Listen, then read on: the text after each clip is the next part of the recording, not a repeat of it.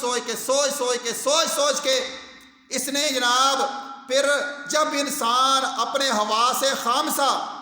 اپنے جسم کی جتنی اللہ نے انسان کو یہ آنکھوں کی نعمت، زبان کی نعمت، کانوں کی نعمت، یہ دماغ سوچنا، یہ تمام حواس خامسہ کو جب آپ کسی ہنر کے اندر کھپا دیں گے، لگا دیں گے، تو پھر آپ کے سامنے وہ دروازہ کھلے گا۔ اب یہ جناب جو کاریگر تھا یہ 1819 میں پیدا ہوا اور جناب 1867 میں فوت ہو جاتا ہے، صرف 48 سال اس کی عمر تھی، لیکن دنیا کو یہ اتنا بڑا تحفہ دے گیا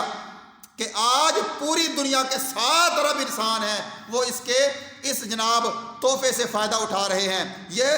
جناب دیکھنا اپنی قبر کے اندر نہیں لے کے گیا، بلکہ یہ دنیا کو دے گیا۔ وہ تحفہ کیا تھا؟ اس نے جناب سوچ کے ایک مرتبہ جناب سویا ہوا تھا، یہ خواب کے اندر جناب دیکھیں نا،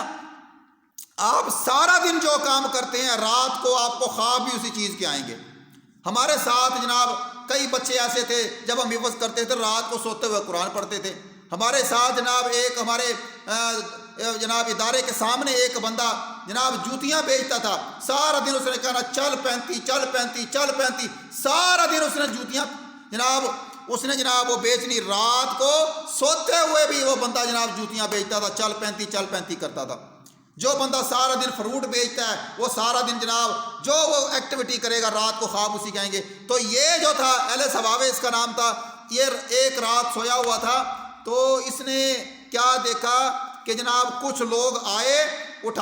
اس کو اٹھا کے بٹھا کے کہنے لگے کہ اگر تو نے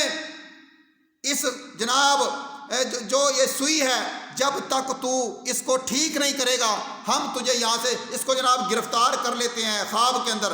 اور کہتے ہیں جب تک تو یہ سوئی کو ٹھیک نہیں کرے گا ہم تجھے چھوڑیں گے نہیں، یہ ہمارے پاس نیزے ہیں، ہم اس کے ذریعے تجھے ماریں گے۔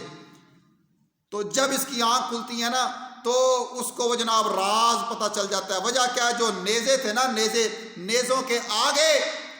نوک کے اوپر سوراخ تھا، اس نے جناب پھر یہ سوئی بنائی اور سوئی کے آگے نوک کے اوپر سوراخ بنایا۔ تو جب اس نے جناب اس سوراخ کے اندر دھاگا ڈالا تو اس دھاگے کے ذریعے یہ پھر جناب جوتیاں بھی سیتا، پھر کپڑے بھی سیتا، جناب انسانیت کو ایک اتنا بڑا تحفہ دے کر 48 سال میں یہ جناب دنیا سے چلا گیا۔ تو ہمیں بھی جناب 2 کام کرنے چاہیے، ایک ہمارا جو ہے نا وہ سخاوت والا ذہن ہونا چاہیے، دوسرا ہم رواجی ذہن سے ہٹ کر جیسے دنیا کرتی چلی آ رہی ہے اگر ہم بھی ویسے کرتے چلے جائیں گے تو زندگی کے اندر ہم